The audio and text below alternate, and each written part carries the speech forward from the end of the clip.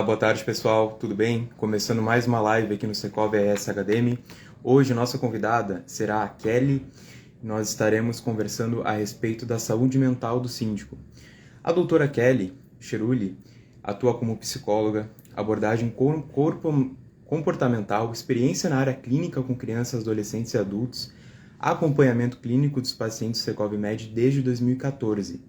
Agora nós estaremos conectando com ela e a partir daí nós poderemos dar início à nossa live.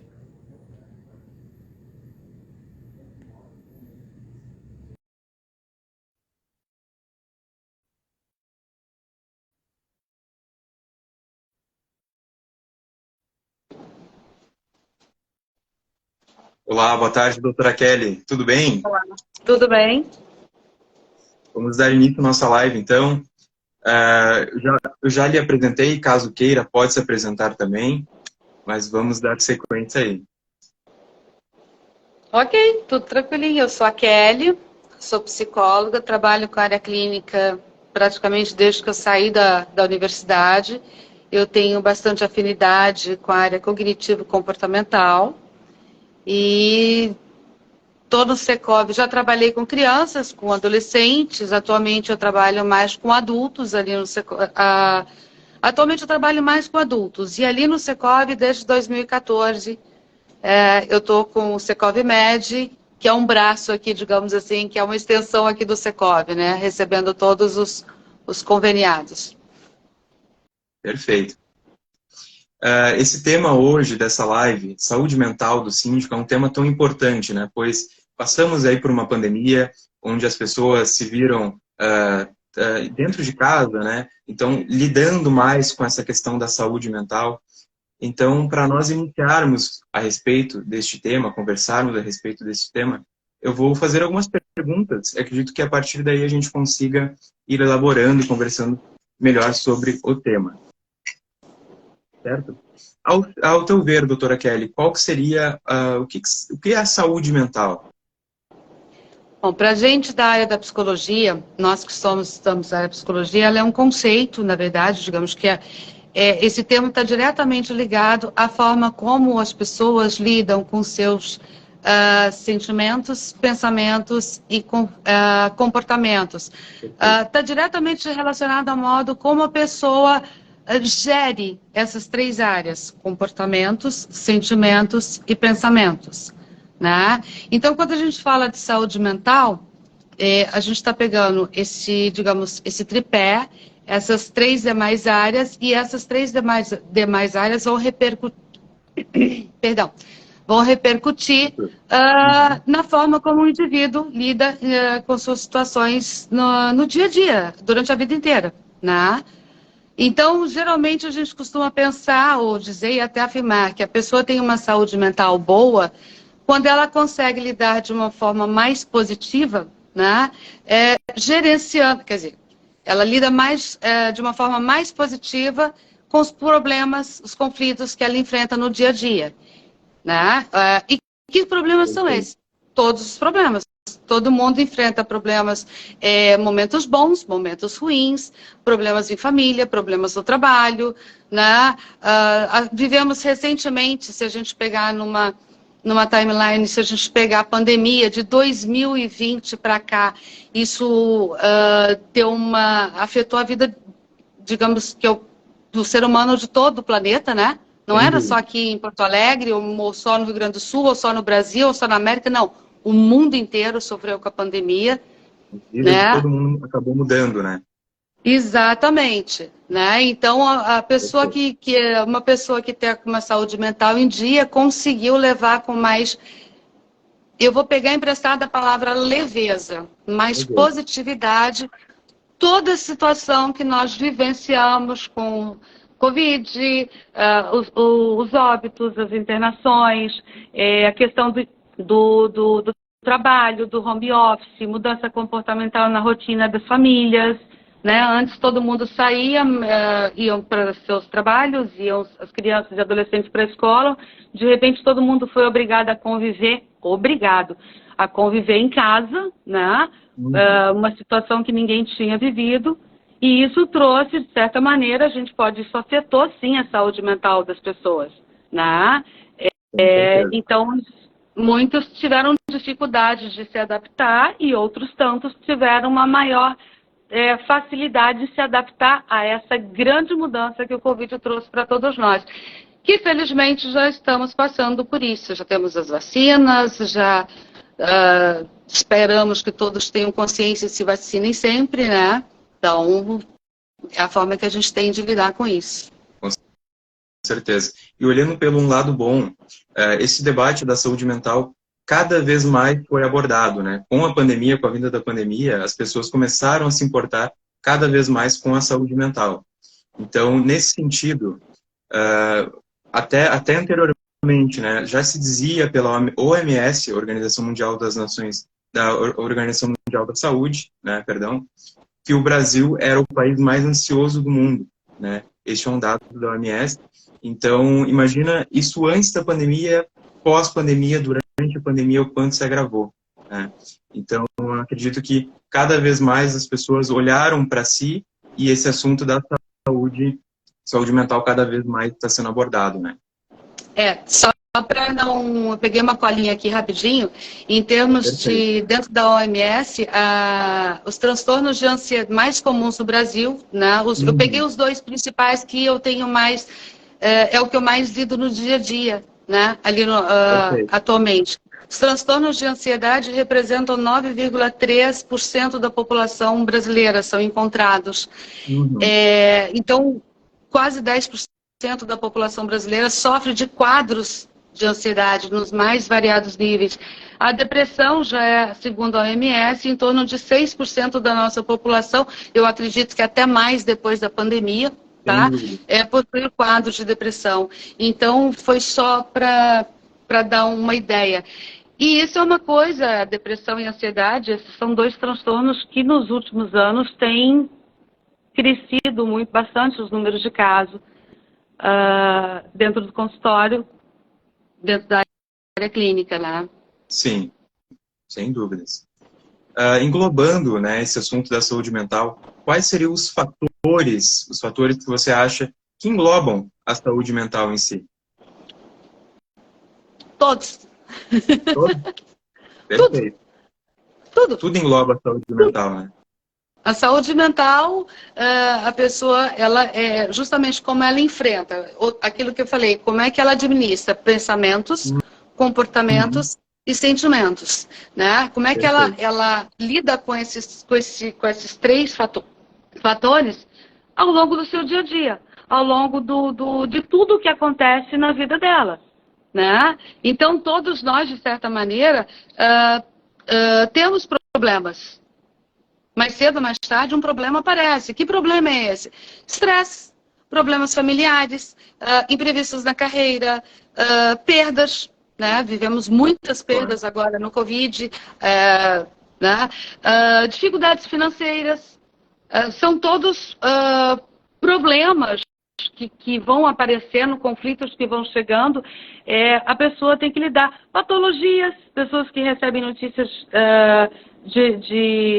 que não estão bem de saúde, precisam se tratar fisicamente falando, né? Relacionamentos tóxicos, né? Dentro dos condomínios a gente sabe que as relações são muito melindrosas, né? Quando a gente pega a questão do condômino, a questão do síndico, a questão das assembleias, a gente vê quem participa de assembleia já deve ter visto vários embates e às vezes até confrontos mais intensos. Exatamente. Acabam gerando divergências né? E essas divergências acabam acarretando aí pesam muito na saúde mental, né? E essas divergências, como lidar com elas? Uma pessoa que pensa diferente, uma pessoa que é mais individualista, uma pessoa que às vezes é muito solidária, como, né? Às vezes até a mesma pessoa que é mais intolerante, né? O que se observou nos condomínios, pelo menos eu pegando uma realidade, eu vou extrapolar ela com uma permissão, pedindo permissão para todos, mas acredito que tenha acontecido em todas... pegando a nossa realidade do país, nos mais variados estados, cidades, né? Porque não é só aqui em Porto Alegre que você tem condomínios, tem no país todo, né? E do pequeno condomínio, daqueles prédios pequenos, aos mega apartamentos, aos mega condomínios, perdão, aqueles que têm 400, 200, 300 unidades, tem no país todo, né? E a pessoa vai para a Assembleia, leva uma individualidade, leva uma necessidade dela, que o outro condômino não concorda, e aí o síndico vai ter que administrar isso, mas às vezes os ânimos se aceleram, porque os comportamentos, né? Como é que ele pensa o assunto, como é que ele vai se comportar e como é que ele vai demonstrar os sentimentos, se for de uma forma inconveniente, invasiva, intolerante, e os embates são feitos nas assembleias, às vezes algumas chegam a alguns confrontos bem pesados até. E o síndico tem que tentar administrar tudo isso, né? Exato. Hoje o síndico é primordial que ele tenha uma saúde mental em dia, né? Ele esteja com a saúde mental em dia para poder lidar com esses condôminos, né? Sem dúvidas. A saúde mental, quando a gente fala, voltando, pessoa que administra bem as emoções, tá? Uma pessoa que tem uma capacidade de expressar seus sentimentos, como ele pensa, de uma forma assertiva, que não seja violenta, de uma forma clara, que não seja... não deixe margem para segundas interpretações, né? Porque o que ele quer dizer, ele diz uma coisa, se ficar uma coisa mal colocada ou mal expressa, o outro pode interpretar como quer, né? Então, quando a gente fala de expressar sentimentos, expressar pensamentos, de preferência com mínimo de coerência, porque isso não tem como não afetar o comportamento. Né? Se a pessoa não controla as suas emoções, ele pode emitir um comportamento agressivo, um comportamento explosivo, um comportamento impulsivo. Então, quando ele está se comportando dessa maneira, ele está mostrando uma possível instabilidade momentânea ou que já vem de algum tempo. Então, quando a gente fala de saúde mental, eu não posso também, além desses 3 fatores, pensar em como essa pessoa vem lidando com isso ao longo da vida. Sabe-se que quanto mais a pessoa está inserida num contexto funcional, né, mais, digamos, maior a capacidade dela de amadurecer, maior o amadurecimento dela e a forma como ela lida com essas emoções. Uma pessoa que vive, ou que cresce, ou que tanto num contexto familiar quanto num contexto social vive mais situações disfuncionais, elas tendem a agir com intempestividade, com impulsividade, às vezes com agressividade, por conta de não terem esse equilíbrio, digamos, né? Não conseguirem manter o domínio das suas emoções em relação aos seus pensamentos, a dificuldade de expressar o sentimento, e aí o comportamento não é o comportamento mais adequado. Exatamente. Né? Dentro da boa, quando a gente fala saúde mental boa, a gente está falando de pessoas que lidam, que conseguem administrar nos momentos mais difíceis. Teve um problema sério de saúde, um problema sério financeiro, um problema sério na família, alguma situação de trabalho, às vezes até uma crise pessoal, um relacionamento, né, que não deu certo. Então, esses momentos de grande dor, a pessoa, de certa maneira, consegue passar por isso tudo de uma forma madura. E quando a gente está falando de pensamento, e demonstra uma capacidade maior de reação, digamos assim. Então, a pessoa, não que ela não esteja fragilizada naquele momento, não que ela não esteja abalada emocionalmente falando, mas ela consegue reagir, digamos, de uma forma madura, positiva, né? E tentando sobreviver. Ela mantém sua autonomia, ela tenta manter ela reage de uma forma mais tranquilamente, digamos assim. Eu estou tentando achar um termo para substituir a autonomia, mas ela não perde a autonomia, ela não perde a capacidade dela de reagir, de enfrentar o problema, por mais que ela esteja sofrendo. Dói, mas ela vai reagir com mais facilidade do que quem está com a saúde mental prejudicada. Porque a tendência da pessoa, quando ela não está bem com ela mesma, nem com as coisas que estão acontecendo na vida dela, se um grande problema já traz um transtorno, mesmo um pequenininho, uma situação de conflito que não deveria se agigantar, fica superdimensionada, a pessoa demonstra toda a instabilidade dela, toda a dificuldade de reagir àquele momento. Por mais simples que ele seja, imagina quando tem que administrar um conflito maior. Síndicos estão dentro disso. Eles têm que gerenciar a própria vida, a vida deles, eles são filhos, eles são pais, eles têm relações, eles estão administrando a empresa, que no caso eu vou colocar como sendo condomínio, né? Fora, se não tem uma vida profissional fora do condomínio também. Né? E eles têm que administrar todas essas áreas da vida deles, dos síndicos, né? E tem que gerenciar para a família, tem que gerar o conflito do vizinho, tem que gerenciar o problema da empresa, tem que gerenciar a parte financeira da casa, tem que gerenciar a parte financeira do condomínio. Então ele vai se dividindo, né? E de repente, quanto mais ele tiver bem de saúde mental, quanto mais saudável ele estiver, né? Maior as chances dele do sofrimento ser mínimo. E quando ele está num quadro depressivo, quando ele está com transtorno de ansiedade, se de repente ele tem ou não uma síndrome do pânico, então isso acaba um transtorno de ansiedade, uma síndrome do pânico, um quadro depressivo instalado, se ele não buscar ajuda, né, para ele, né, não buscar alguém para conversar, alguém que possa acolhê-lo, ouvi-lo, né? Para que ele possa colocar qual está sendo o sofrimento, qual está sendo a dificuldade dele, para que ele possa, inclusive, pensar toda a problemática que ele está relatando, né? E ele mesmo se ouvindo também, porque o psicólogo faz isso, né? A gente escuta e a gente dá chance para o paciente também se escutar. Claro. Às vezes a gente faz algumas colocações, algumas intervenções, mas levando o outro a pensar e buscar uma saída. Claro. Ele mesmo vai se descobrindo, ele mesmo vai entendendo o conflito que está dentro dele. Porque é aquela situação, é aquilo que eu falei, o síndico tem um problema que ele tem que administrar. Se o problema é na família e não no condomínio, mas está afetando a administração de um condomínio, ele está jogando a vida pessoal na vida do condomínio, né? Então ele está misturando as coisas. Se ele é um síndico que ele não gosta do vizinho, como é que ele vai, né, gerenciar o condomínio batendo de frente com o vizinho só porque um não gosta do outro? Exatamente. Ele tem que sair, função, né? ele tem que sair do lado pessoal, né?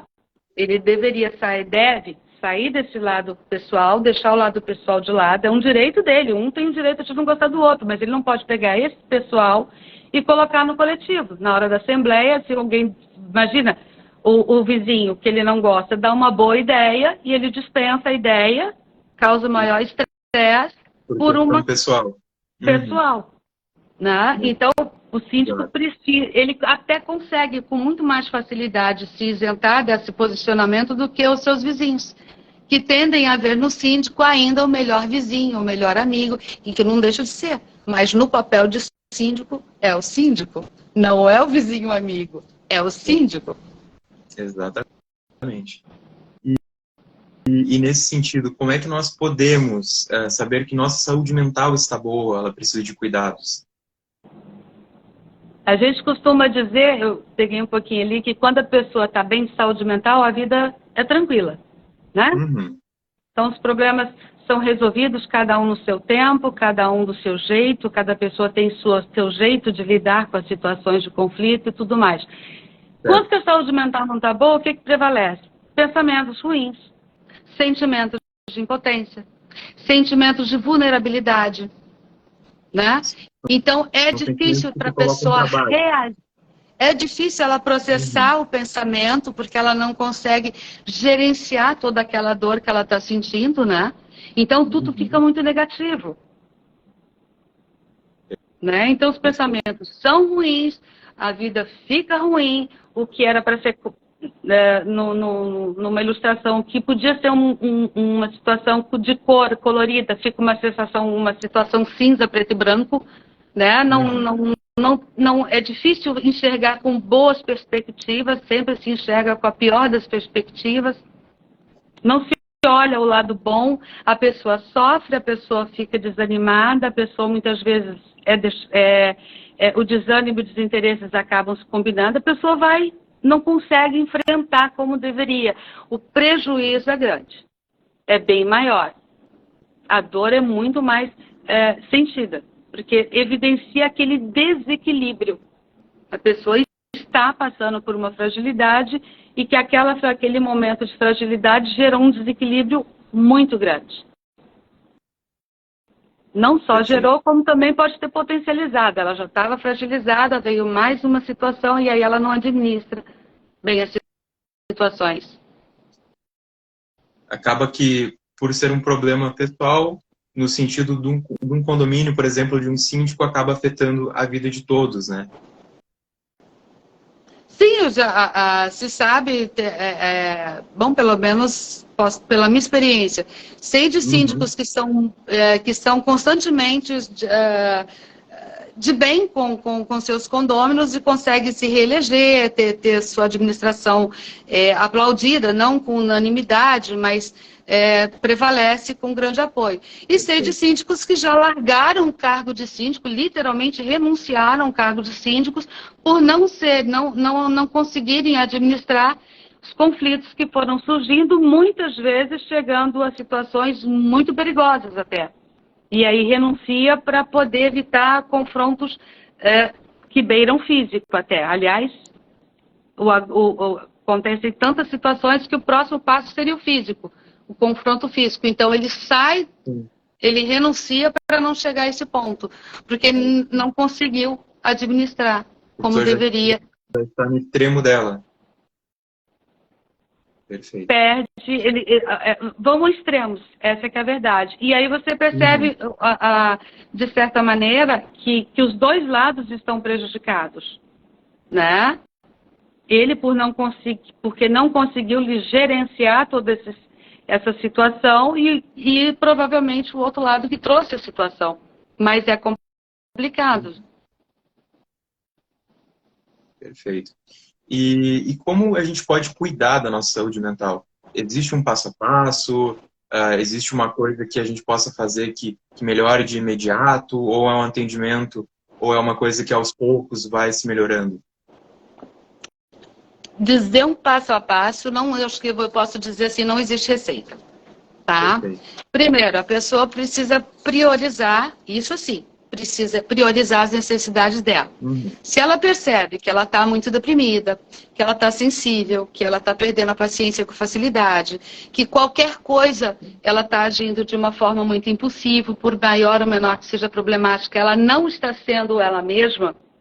Se a gente pensar uma pessoa sensata, equilibrada, não que seja, mas aquela pessoa que sempre administrou situações, de repente ela não consegue mais administrar as situações. Ela não consegue mais ser estável, ela vive numa instabilidade maior. Está sempre à beira de um ataque de nervos. Está sempre com situações de angústia, com sentimentos ruins, de ansiedade, de angústia, trazendo. É aí que ela tem que falar assim, peraí, esse sou eu? Essa pessoa sou eu mesma? Não, eu não sou assim. O que está acontecendo comigo? Vou tentar buscar ajuda. Né? São alguns sinais de alerta, então. Se a gente começar a ver sinais de alerta. Se a gente pensar...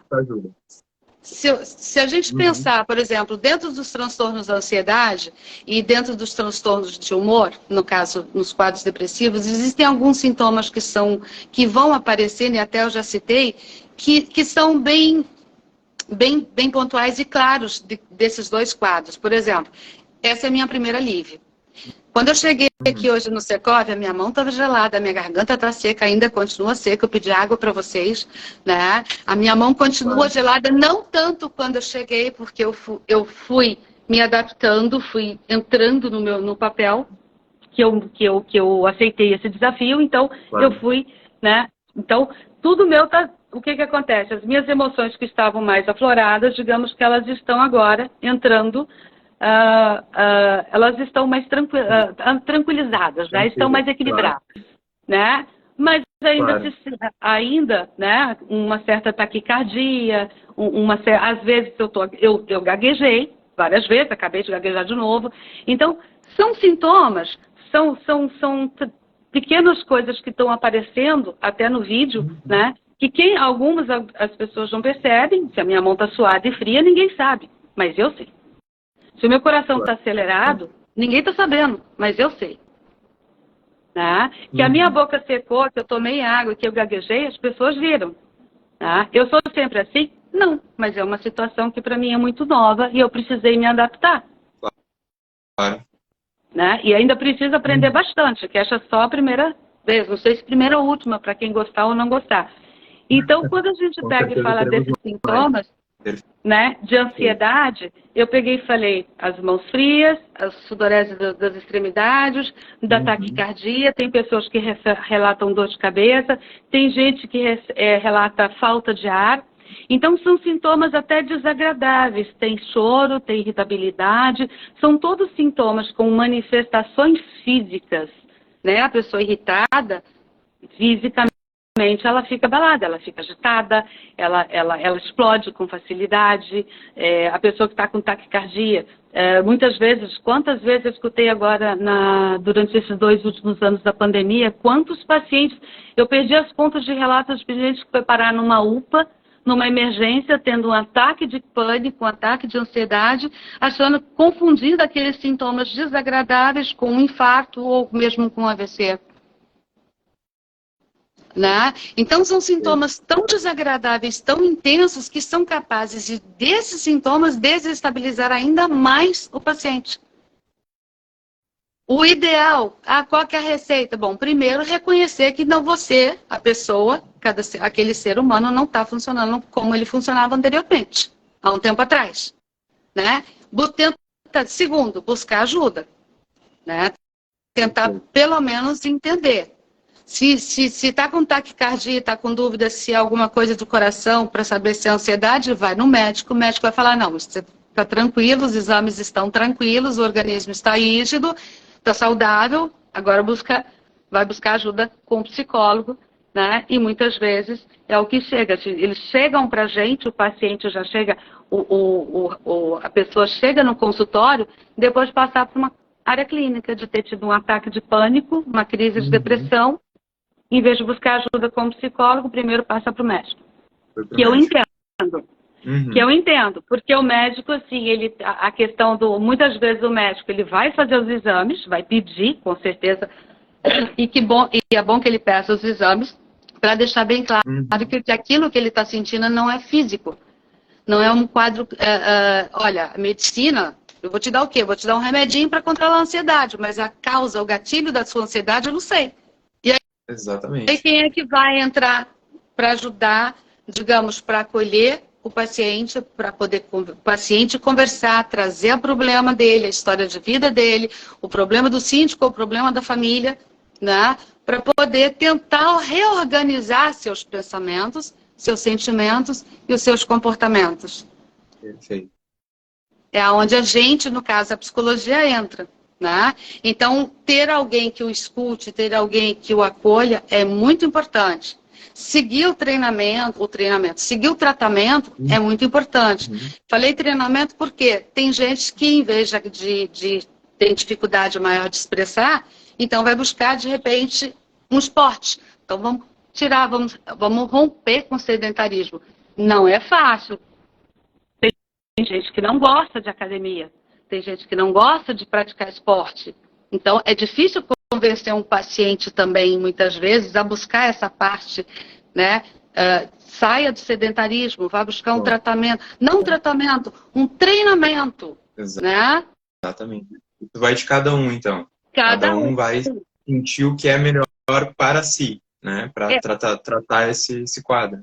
Dentro dessa atividade, algumas mulheres que eu recomendei, de repente, até porque tinham uma dificuldade de controlar a agressividade, o Muay Thai encaixou feito luva para elas. Elas adoraram entrar no Muay Thai ou num boxe, porque, olha, vai lá, faz uma aula e você gosta. E aí, na hora que você está lá exercitando, além de fazer toda a parte condicionamento físico, você está lá, eu até brinco, imagina que a hora que você está dando porrada lá no saco de areia, você está dando porrada no problema.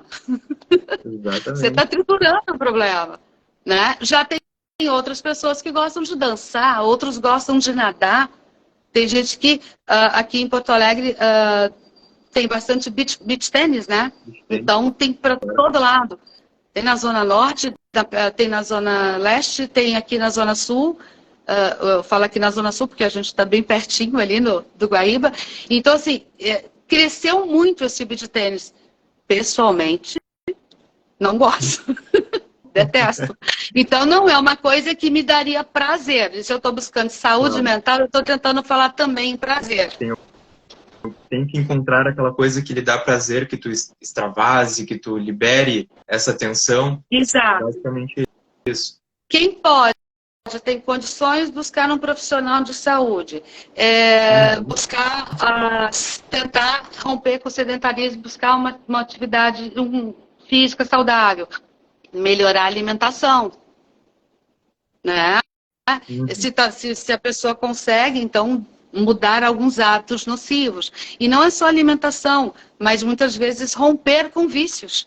Né? É uma grande preocupação que a gente vem observando, uma grande questão que tem crescido nos 2 últimos anos. Crescido não, cresceu. O aumento do tabagismo e o aumento do uso do álcool. Com a pandemia, as pessoas ficaram muito fechadas em suas casas, não tinham, houve digamos, um empobrecimento da vida social e muitos acabaram comprando, se abastecendo em casa. Então, a ansiedade foi pessoas usaram cigarro para tentar reduzir sua ansiedade, usaram álcool para poder, né, digamos, lidar melhor com aquelas tensões que estavam sendo submetidas e que não dependiam deles apenas para se resolver, né? Então, há uma preocupação também, assim, não só aumentaram os quadros de ansiedade e depressão, mas algumas consequências, como o álcool, o aumento do tabagismo, vieram juntos. E não é fácil vencer esses hábitos ruins, né? Esses hábitos que são tão nocivos. Sim. As pessoas encontraram, então, esses hábitos nocivos como uma forma de escape, né, para aquele momento, para aquela situação atual. Quem já tinha o vício, quem já tinha esse hábito inadequado, né, potencializou. E alguns acabaram desenvolvendo ou como muleta, ou como válvula de escape, e acredito que sim. Mas aí a história do indivíduo é que vai dizer. Perfeito. Não posso dizer que o síndico está fumando porque, entendeu? Não, sim. Ele, né, é o hábito dele, é ruim. Teoricamente, ele vai melhorar. E eu não estou falando do síndico, eu estou falando do ser humano, mas a gente trouxe também o assunto do síndico. Não é porque ele está fumando ou deixando de fumar, mas até na hora de deixar o hábito, as pessoas ficam mais irritadas. Porque se de alguma forma eles usam alguma muleta ou tem algum subterfúgio como válvula de escape, quando eles vão abandonando esses hábitos nocivos, sim, vai afetar o humor deles. Vai afetar o humor deles. Se a gente pegar no dia a dia a pessoa quando está com fome, muita gente fica mal-humorada. Né? Exatamente. Né? Com certeza. Então, não é diferente. A pessoa está sentindo a ausência, não da comida, porque na fome é a comida, mas o cigarro é o cérebro que está, é o corpo que está reclamando da ausência do tabaco, da nicotina. E aí é onde o sofrimento aparece. Perfeito. E aí a pessoa fica irritada, desconta no vizinho, desconta na família, desconta muitas vezes no funcionário da empresa, no funcionário do condomínio. E aí que entra essa questão também. A gente analisa nossa situação atual, como você comentou, a gente olha e diz para nós mesmos, a gente não é aquela mesma pessoa. É nesse momento que a gente daí, então, busca melhorar, né, a nossa saúde mental, desenvolver nossa inteligência emocional. Tudo que o indivíduo puder usar, quando eu falo assim, tudo que ele possa usar a favor dele. Né? Se ele se propõe a fazer uma atividade física e ele se compromete e vai atrás, ele vai ter benefícios. né? Se ele se propõe, de repente, não gosta da área física, mas ele vai se distrair por um tempo com uma boa leitura, troca então a academia por um livro. Não vai queimar caloria, mas pelo menos ele vai Está sentindo um enriquecer. prazer, né? Exatamente, prazer De ler. uma coisa que ele gosta. Perfeito. Exato. Então, quanto mais, quanto tudo que ele buscar que traga satisfação à vida dele, né, ele vai ter esse ganho. Ele vai entrando. A tentativa é sair da saúde mental ruim, buscando uma saúde mental boa. Então, alimentação, uma terapia, um tratamento, se for o caso. Mudança de hábitos ruins para hábitos, digamos, positivos, saudáveis, né? Porque o positivo e saudável procurar relações saudáveis, né? Pessoa que está numa relação, está fazendo coisas que não dão prazer, tem coisas que a vida não é fácil gerenciar. Né? A pessoa tem conta para pagar, ela não pode simplesmente pegar e sair do trabalho. Então, ela precisa ficar olhando até encontrar uma saída para sair daquilo que está deixando ela ruim. Né? Se o síndico não está satisfeito com a administração que ele está fazendo ou com o que ele achou, esperava que ia acontecer, está acontecendo de um outro jeito, ele pode pedir para renunciar. Tá? Mas como isso vai bater dentro dele? Essa decisão, ele vai tomar por impulsividade ou ele vai chegar ao ponto de, não, agora eu já tentei tudo, não consigo mais. Então, quando fala prazer, a pessoa tentar encontrar para ela uma forma de melhorar o seu humor, melhorar os seus pensamentos, melhorar os seus comportamentos, de forma que ele possa voltar a ter um mínimo de estabilidade. Perfeito. Perfeito. Nós tivemos uma pergunta, doutora Kelly, aqui durante nossa conversa, que foi a respeito de como mudar os hábitos ruins, né? A gente estava bem naquele período que nós estávamos comentando sobre o tabagismo, sobre o álcool. Como mudar tipos de hábito, não só esse, mas outros hábitos que possam interferir na nossa saúde mental, né? Volto a dizer, é complicado porque receita não tem. Claro. Primeiro, né? É fácil falar, para a gente da área da saúde, muitas vezes a gente fala, não, então vamos ajudar. O paciente chega para a gente e fala, eu quero largar o tabagismo. Parece fácil. Então você, não que tenha receita, mas você então, por que você vai tentar entender o motivo desse apego ao cigarro e aí tentar sugerir algumas situações, na hora que der, por exemplo, escovar dente, na hora que der vontade de fumar, né? Tomar água em vez de acender o cigarro, se está associado o café ao cigarro, tentar reduzir o número de cafés, então por consequência, mas nada mais dentro, não é só o que ele tem que fazer, é o que ele precisa se reconhecer. Exato. Ele precisa se reconhecer. Por que ele está fazendo aquilo com ele? É prazer? É ansiedade? É algum outro transtorno? É só o vício? Porque quando a gente fala só o vício ou só o prazer, não é só. Tem gente que começou a fumar com 40 anos, tem gente que começou a fumar com 12 anos. Então, tem toda uma história de vida para trás. Sim. Então, são fatores para cada um, não é uma receita pronta, né? São coisas que ao longo do tempo vão se desenvolvendo, vai saindo esse hábito ruim, entre aspas, né? E vai se melhorando, é isso? E é uma questão também de se adaptar, de adaptação. Olha só, tem alguns condomínios que eu já presenciei aqui em Pelotas, outros em Gramados, sei de alguns no litoral que acontecem, aqui em Porto Alegre mesmo, onde não é permitido o uso do cigarro nas áreas comuns do condomínio. Isso significa o quê? Que quem fuma só pode fumar dentro da própria casa. Sim. Nada de fumar no play, nada de fumar na piscina, nada de fumar no salão de festas. Então, essas pessoas, se não querem ter trabalho, vão ter que ficar nas suas próprias casas. Né? Se não, todas as vezes que elas quiserem fumar, elas vão ter que, no caso de você ir num evento, num lugar assim, você toda hora vai ter que sair, acender seu cigarro, você vai ter esse inconveniente de ir e vir, né? Porque não é permitido. É uma forma de mudar de hábito que o condomínio está se preservando, mas eu não digo que isso vai fazer alguém parar de fumar. Às vezes a pessoa não vai no evento, mas ela não vai parar porque não quer. Não tem uma receita. Né? O que precisa é conscientizar a pessoa de que aquilo, e muitas vezes a pessoa sabe que aquilo pode fazer mal. Ela tendo essa consciência, o que ela pode fazer por ela? E onde é que ela me permite ajudá-la para mudar esse hábito? Eu não sou nutricionista, então eu não tenho capacidade para elaborar cardápio, mas eu posso indicar que ele procure o profissional da nutrição ou um profissional da área médica, endocrinologista, para poder tentar encontrar uma saúde, talvez uma reeducação alimentar e melhorar com isso a saúde dele. Perfeito. Muitas vezes a gente até tenta ajudar, mas quem resolve é sempre a pessoa.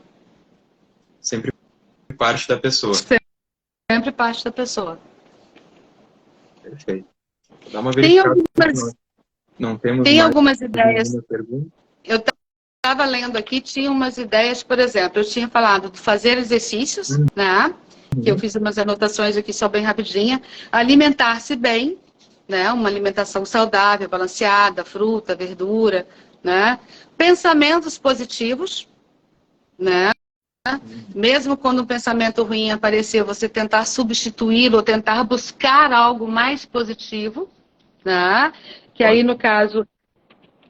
Exato, senão a pessoa fica focada naquele pensamento ruim, negativista, persistente, obsessivo, chato, que só deprime. Não, então vamos tentar pensar, ainda que não seja uma outra situação, até mesmo uma mudança de foco. Porque aí a pessoa, em vez de ficar prestando atenção naquele problema, ela vai buscar uma outra situação que ela tenha prazer. Agora não é hora disso, eu vou brincar com meu filho, eu vou passear com meu cachorro, né? Eu vou curtir, vou dar uma volta na praça, vou andar no condomínio. E aí, momentaneamente, ela interrompeu aquele pensamento negativo, substituindo por uma coisa, um pensamento, um comportamento, uma atitude positiva, né? Bons relacionamentos, como eu falei, quando você tem pessoas que te apoiam, pessoas que são mais, que estão ali para te dar força, é muito melhor do que viver relações tóxicas, competitivas, nocivas. E isso está em todo lado. No condomínio está igualzinho. Na vida pessoal, empresarial, né? Isso vai em todos os níveis sociais. Né? Exato. Priorizar as necessidades de cada um, né? No caso, o indivíduo, qual é a necessidade dele agora? Tá, ele quer ser síndico, ele está pronto para ser síndico. O que ele pensa sobre ser síndico? Não é claro que se ele ler, que se ele pesquisar, se ele for na internet pesquisar vídeos, se ele fizer um curso de síndico profissional, ele vai ser capacitado. Mas o que eu estou falando ele tem, ele tem uma aptidão natural para ouvir o outro, para resolver os problemas, quaisquer que sejam, ou ele tem uma dificuldade?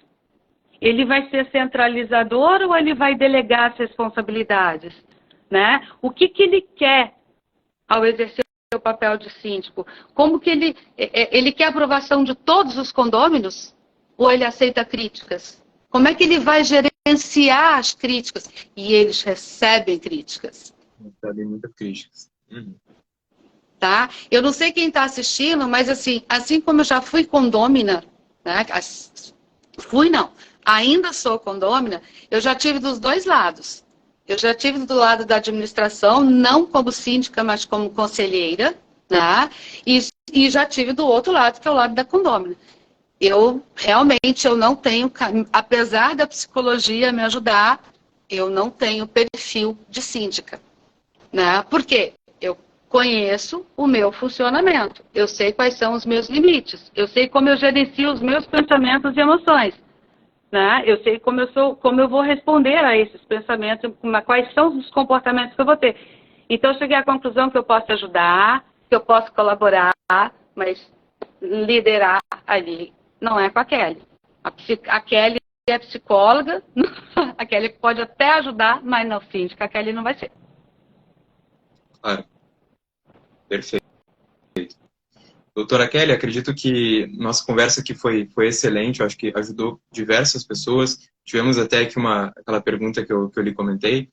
Essa live vai ficar salva aqui na plataforma também, então as pessoas podem voltar, podem rever essa live. E acredito que foi de extrema importância, né? No momento que nós passamos da pandemia e no momento atual também, que está sendo debatido cada vez mais, essa live com certeza é uma forma de complementar, né?